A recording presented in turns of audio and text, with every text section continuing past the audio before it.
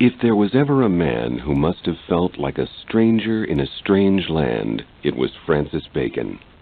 Other great people seem to have been born at exactly the right moment, when civilization had been prepared and was ready for their ideas and inventions.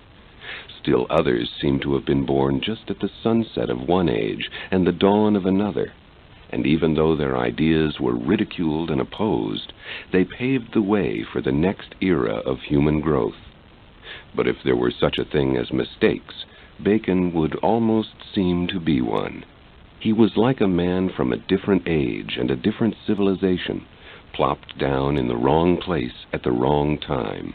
His thoughts, his interests, and his visions didn't conform in the least with his contemporaries, who in every way failed to understand or appreciate him, and there was a lot to appreciate. Bacon was a philosopher, an essayist, a statesman, a lawyer, a man with a sharp, dry wit, original thoughts, powerful speaking skills, and an inspired wisdom about life. He is almost as quotable as his contemporary Shakespeare. In fact, his observations about the human condition were so keen and his writing so eloquent that for many years some scholars believed he was the true author of Shakespeare's works. Now most people discredit that theory, but it doesn't matter. The life and work of Francis Bacon can stand on their own. Bacon is most admired and remembered for his contributions to science, a field that didn't even exist in his own time, the late 1500s and early 1600s. He proposed a theory of scientific knowledge based on observation and experiment that came to be known as the inductive method. When science and inductive reasoning finally became popular during the Enlightenment, 150 years after he died, the men of that age, such as the French philosopher Diderot, hailed him as the father of modern science. Today, still, he's regarded as one of the earliest and most influential supporters of empirical or experimental science, and the man who helped develop the scientific method of solving problems. His interests, his ideas, and even his personality belonged not to the age in which he lived, but to the future. Bacon was born on January 22nd, 1561, in a sprawling manor that belonged to his father, Nicholas Bacon, Lord Keeper to Queen Elizabeth I. What a Lord Keeper actually keeps is the seal of the monarch, which validates all important documents and decisions. It's the highest judicial position in the land. Francis was a bright and serious child whom the Queen referred to as my little Lord Keeper. Elizabeth was a strong monarch, known for her capriciousness with the members of her court, and especially the men. She took great pleasure in keeping them guessing, in arousing their jealousies, in bestowing and withdrawing her favors at whim. Francis Bacon would serve her until the end of her reign, but she would always deny him the highest offices, and he often lived with poverty and misfortune in the midst of luxury. To understand Bacon and his uniqueness, it's necessary to understand the times in which he lived, known as Elizabethan England, because of the strength and influence of its remarkable queen. There was much to admire about this extraordinary age, including its achievements in language and literature. But there was much to cause revulsion, too. The legacy of the English court was a bloody one, dating back to Henry VIII and even before him. It was a world of absolute royal power, of corruption and terror. The ruler alone defined what treason was. People rose to power in one instant and fell from grace the next. Everyone who entered their career had reason to wonder if they'd finish it on a scaffold. The rulers themselves were always half expecting the conspiracy or the knife or sword that would end their reign. The solution seemed to be, make sure you're the one who strikes first. Spies and informers were everywhere, as were bribes and blackmail. Crowds of bloodthirsty citizens swarmed to the public squares to watch people being tortured or executed. The heads of those executed were propped along the city gates as a warning to others. It was Francis Bacon who wrote of his generation that they were wearing out days few and evil. Through all the violence, the vanity and greed, and the treachery and ambition, Bacon walked calmly and coolly, detached and observing, avoiding most of the turmoil that surrounded him until the last few years of his life, when it consumed and destroyed him too. As a child, it was said that Bacon played alone a lot. He was once found in some rocky hills, experimenting with the sounds of an echo. By the time he was 12, he was already in college, unusually young even for those days when university schooling started early. The college he was sent to was Cambridge, a place that bored him, and where the curriculum was dominated by bitter theological disputes. He later described the faculty as men of sharp wits, shut up in the cells of a few authors, chiefly Aristotle, their dictator. Aristotle, he said, was unfruitful. At Cambridge, just as at Oxford and most other higher institutions, learning meant nothing more than relearning the ideas of the past, and Bacon's mind belonged to the future. Besides his disenchantment with his studies, Bacon suffered from chronic illness. He had a naturally weak constitution, and although he lived into his 70s, was often unwell. Nevertheless, he stuck it out at Cambridge until he had his degree, and was home again when he was 15. Since he came from a legal family, it was only natural that his next step was to enter Gray's Inn, where he began the study of law. That was interrupted a year later when his father sent him abroad as a companion to the English ambassador to France. For 3 years, Bacon was in France, soaking up the intellectual wealth of the French Renaissance, reading poets and philosophers, and developing the love of literature that was so evident in his later life when he was back at the less-than-literate English court. He had a disturbing dream during his stay in France. He saw his father's house all plastered over with black mortar. 3 days later, he discovered that Lord Keeper Nicholas Bacon was dead. The premature death of his father left Bacon in difficult straits. He was the youngest of several children and received only a pittance in the inheritance. This year, when he was 18, was the beginning of financial difficulties and insecurity that would dog him forevermore. Bacon was young, eager, well-educated and trained, and forced to beg for help from relatives. He wrote to an uncle saying, "I have taken all knowledge to be my province," but the uncle, unimpressed by this sweeping ambition, denied him assistance. Somehow, Bacon managed to finish his legal training, and in time progressed through several posts until he became the Queen's Counsel. When he was 23 years old, he was elected to Parliament. As a counsel to the Queen, it was Bacon's chief task to give her legal advice often laced with his dry wit.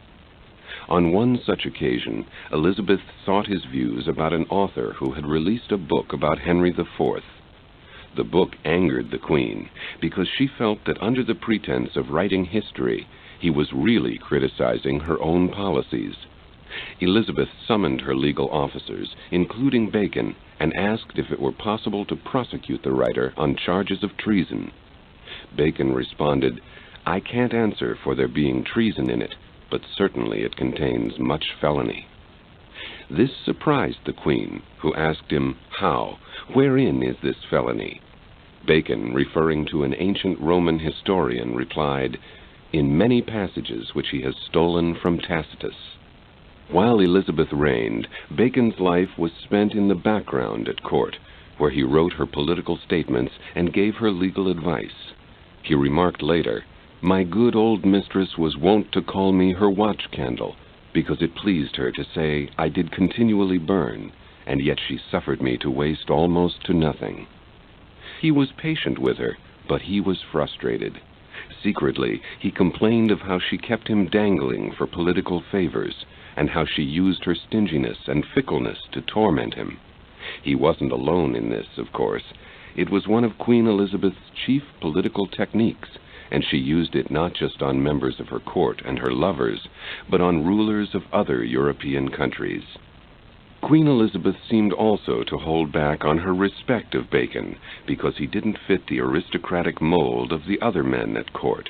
He had no estates, no personal wealth, and no noble titles.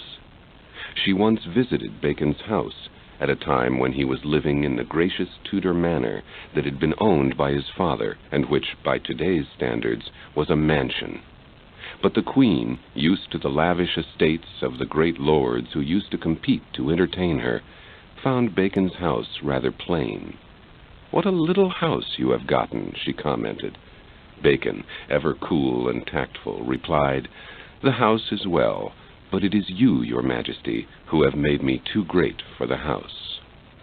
Although not given much credit at court, Bacon was influential in Parliament, where he had a seat in the House of Commons, and was known for his brilliant speeches. Even there, however, he was constantly at the mercy of Her Majesty. He aroused her ire often, once in particular when he opposed a tax bill that he thought would increase the suffering of the poor. From that moment on, he was denied any advancement at court.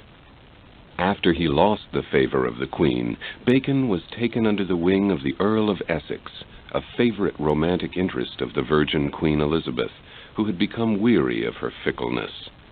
He became Bacon's self-assigned patron and recommended him for several posts, all of which the Queen rejected. But the rise to favor of the Earl was followed, as usually happened, by a fall, and his head too ended up on a post at the city gate. The death of the Earl of Essex, who had conspired to revolt against her, was the beginning of Queen Elizabeth's undoing. From then on she was moody and unstable, sometimes picking up a sword and thrashing at her curtains, possibly to make sure no assassins were lurking in its folds. Bacon had tried to give Essex advice, had tried to steer him away from his own self-destructive passions, with no success. Now, because the public had adored the impulsive but brave Earl, Bacon was given the sorry task of writing a state paper to explain the execution.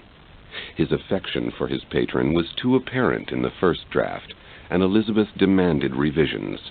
She exclaimed, "It is my Lord of Essex on every page. You can't forget your old respect for the traitor. Strike it out. Make it Essex." Bacon was 42 when Elizabeth died, leaving no heirs.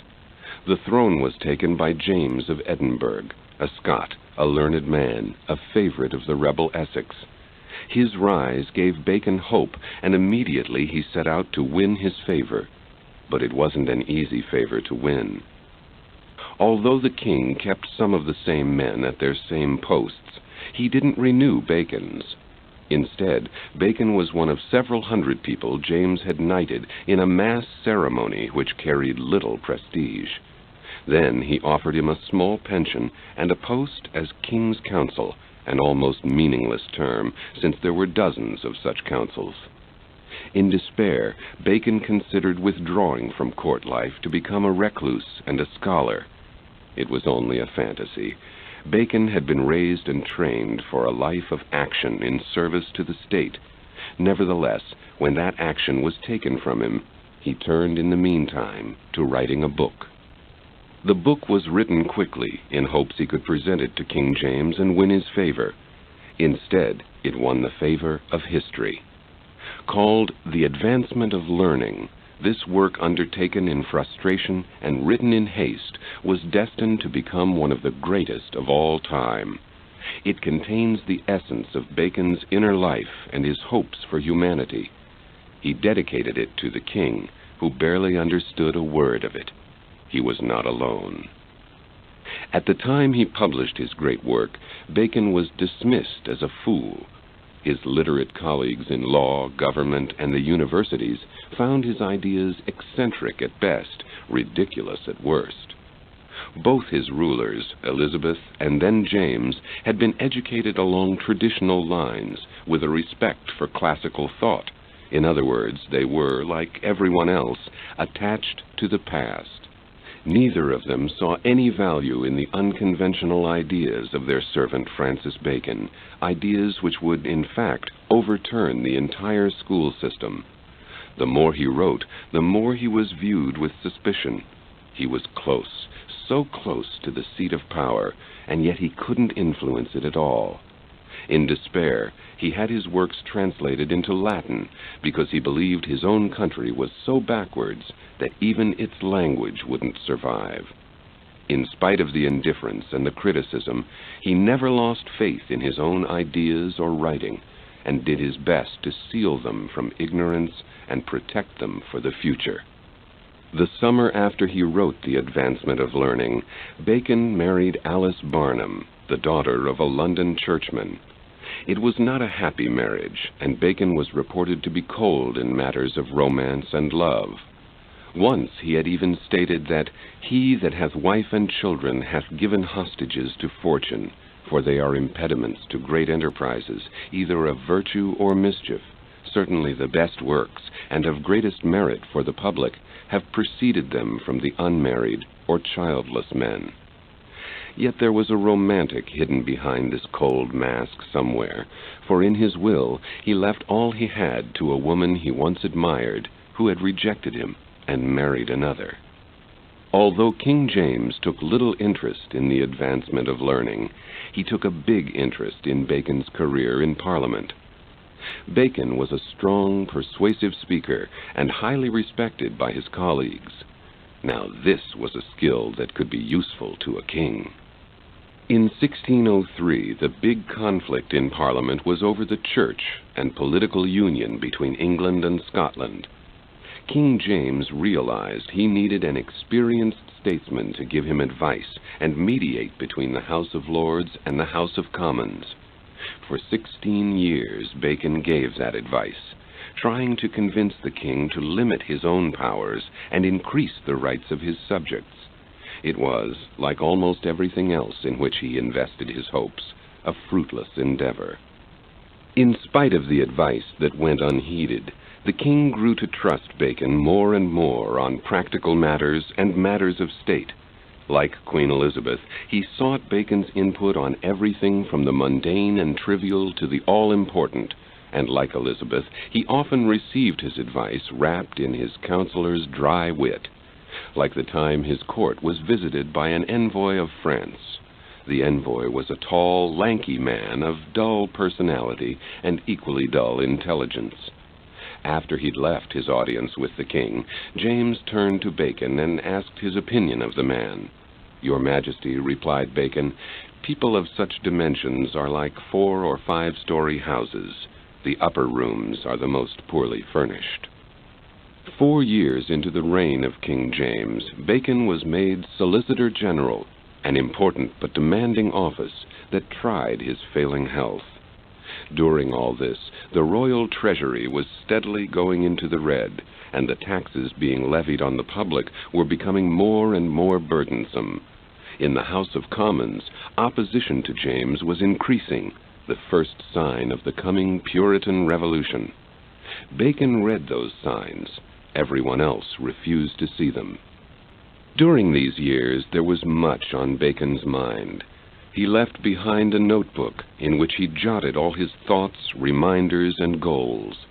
They include such varied topics as reminding himself to flatter a possible patron, to study the weaknesses of a rival, to put prisoners in the Tower of London to the useful task of conducting experiments, and records of his income, debts, the king's business, his gardens, his health, including symptoms and medications, and a promise to learn to control his breathing and not to interrupt in conversations. He was casual, perhaps even careless, about the fluctuations in his wealth, which were often on the downside. He often spent money lavishly for public purposes. Once he was the sole financier of a court theatrical event, and he was a liberal spender in his household. "Money is like muck," he said, "not good except it be spread." It would have been lucky for Bacon if he could have spread his influence at court as well as he spread his money. When the Secretary of State died in 1612, Bacon, then 51, applied for the post. He was turned down because of his close association with the increasingly hostile Parliament, and the post was given to an inexperienced competitor. In exchange, Bacon was made Attorney General. In that post he struggled and succeeded at keeping the Constitution intact and protecting what laws and liberties England's subjects had, while also preserving the king's honor, a task that required enormous skill, diplomacy, and wisdom. Although the king was wary of him, he still trusted his advice, so much so that in 1618, when Bacon was 57, he was made Lord Chancellor of England, which brought with it, besides greater power, the title of Baron. Shortly after, he was awarded an even better title, Viscount. As Lord Chancellor, Bacon served as a judge, and his cases, like all his work, were blessed with both his wisdom and his humor. He once presided over a case in which the plaintiff was a man named Hogg. Hogg jokingly suggested that he should be left off the case on the grounds that he must be related to the judge, for, he claimed, Hogg must be kin to Bacon. "Not until it has been hung," was Bacon's response. The period he served as Lord Chancellor marked the peak of Bacon's political career, but it was a peak that would last only 3 years before a tragic and final fall from grace occurred.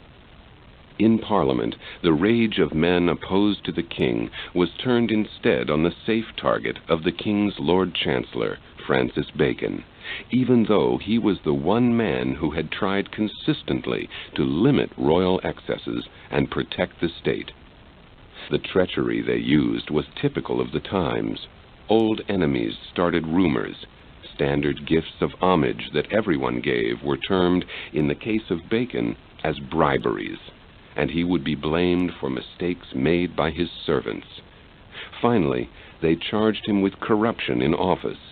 Dismayed, Bacon told the king that if this is what it meant to be Lord Chancellor, he was sure no one with any sense would accept the position.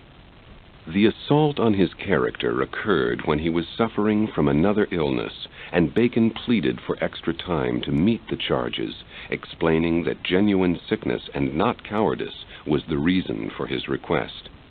The House of Lords used the time to compile more charges. King James, unwilling to upset Parliament even more, failed to come to Bacon's defense. Instead, he advised Bacon, and advice from a king was the same thing as a command, to admit his guilt, and the crown would protect him. When Bacon left his audience with the king, he remarked, "I am the first sacrifice. I wish I may be the last." Bacon felt he owed King James a great deal.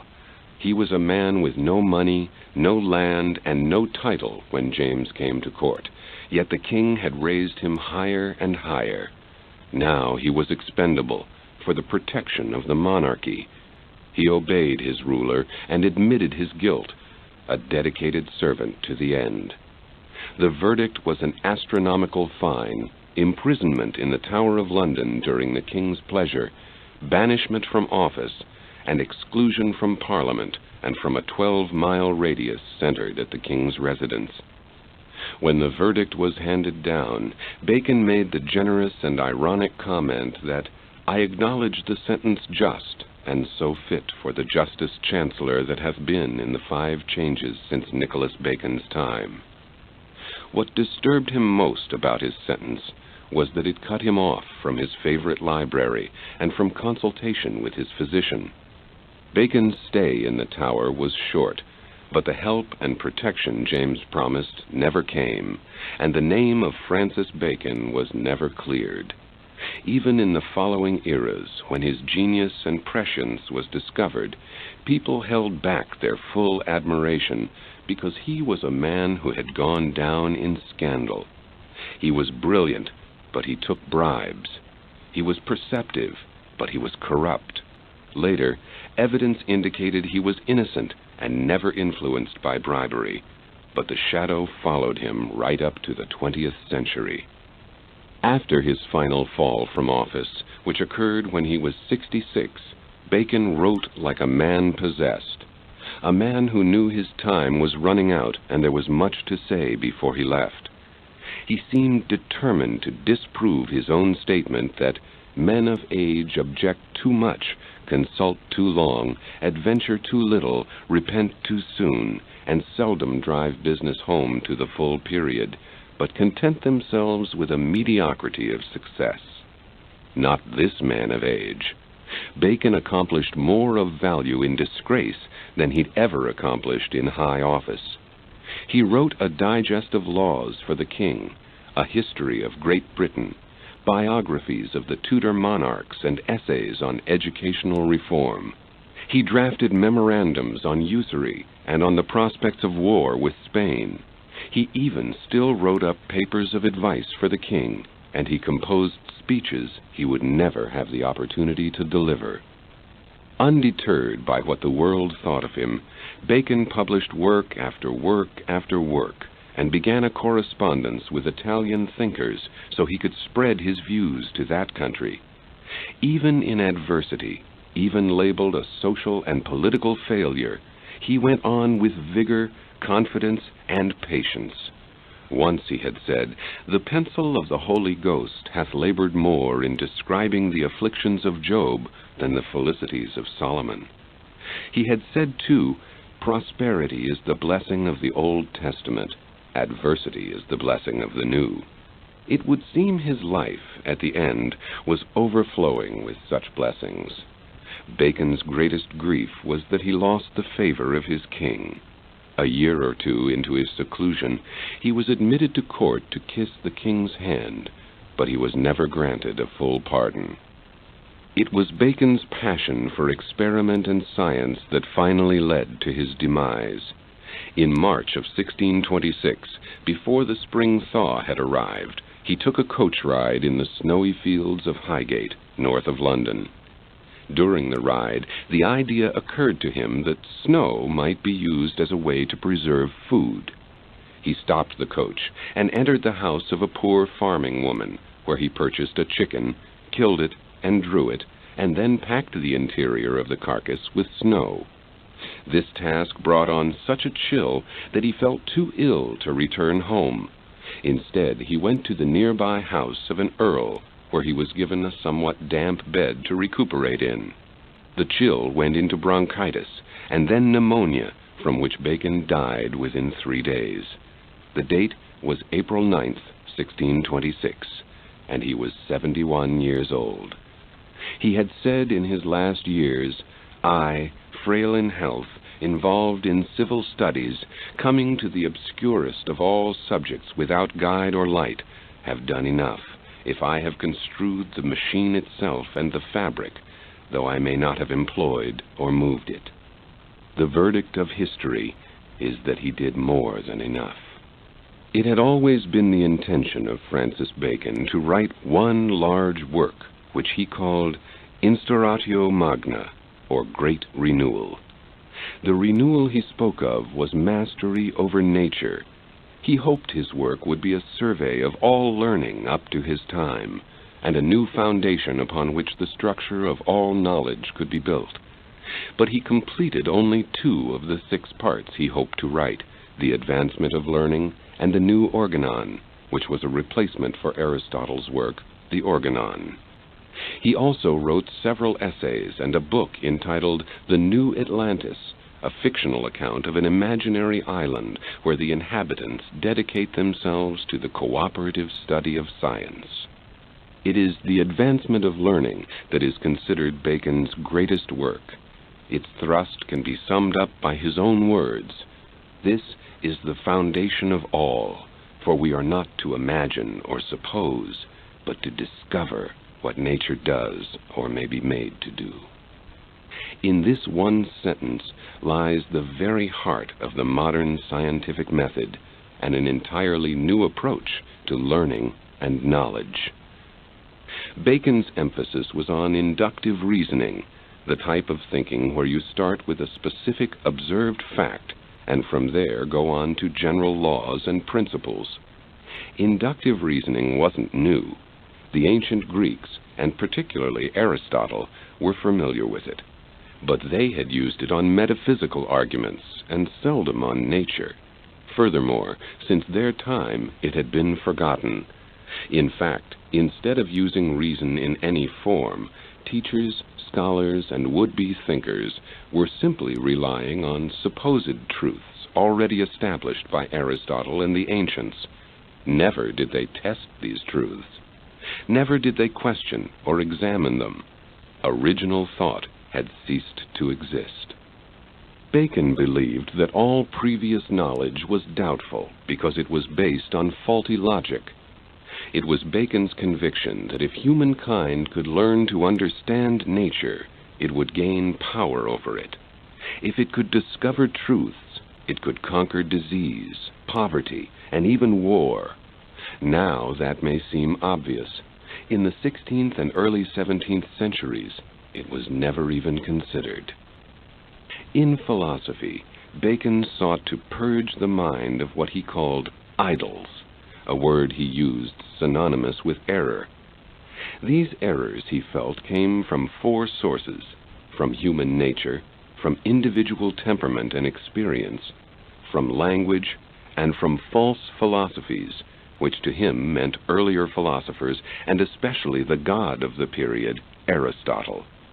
To overcome these idols, one needed only to use the inductive method of investigation. He described 4 steps in that method. 1. Listing all known cases in which a phenomenon occurs. 2. Listing similar cases where the phenomenon doesn't occur. 3. Listing the cases in which the phenomenon occurs in differing degrees. And 4. Examination of the 3 lists. These steps would lead to the cause of the phenomenon. If a man will begin with certainties, he wrote, he shall end in doubts. But if he will be content to begin with doubts, he shall end in certainties. Francis Bacon was a man whose personal life was disappointing, if not devastating. Yet through it all he remained confident of his destiny. Today, we take science and scientific thought for granted. So much are they a part of our everyday life that it seems as if they must always have existed, that these inclinations were innate to the human mind. But the truth is that in the vast span of time we call history, the scientific way of looking at things is brand new. Several great civilizations rose and fell without ever venturing into the fields of science or scientific philosophy. With the exception of ancient Greece, even our own Western civilization showed little trace of scientific interest before the last 3 or 4 centuries. Science, it would seem, does not rise from basic human instincts. Its rules and techniques have to be learned and practiced, removed from emotion and prejudice, and pursued with discipline and patience. At the time Bacon wrote, there were a few who were trying out the instruments of science, groping in the dark like blind men, tentative and unsure.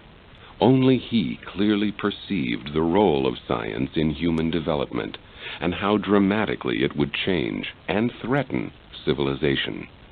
Like a prophet, he saw its potential in education. He saw the importance of developing professional researchers, of promoting government support, and of continuing from generation to generation the line of scientific advancement. He predicted the importance of mathematics in science, offered definitions of biology and anthropology, wondered if the transmutation of species was possible, and invented the idea of controls in scientific experiments. Perhaps most outstanding of all, he warned against using scientific knowledge without what he called charity. He spoke of its potential danger at a time when there was no background, no history, no evidence to even suggest such danger. He advised it should be put to the uses of life, and wrote of the necessity of serving what he called the human republic, our common country. And all of this he did in a void, unaided and disbelieved. Now there is support for such efforts. Society has come to revere science and technology, to depend on them even, and not just for progress, but for necessities.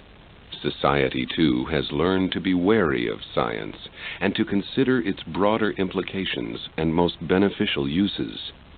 Today, scientists work in cooperative efforts and in professional communities where they're supplied all the resources, money, and commiseration they need. Francis Bacon worked alone.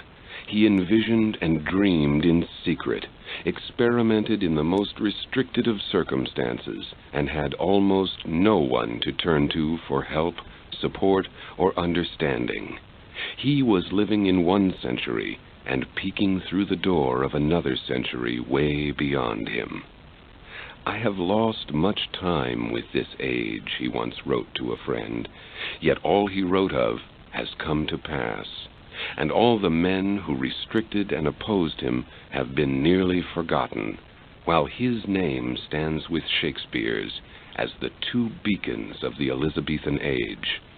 He may have, as he said, lost much with the age in which he lived, but what he gained back in the ages that followed was immeasurable." This is the end of the session.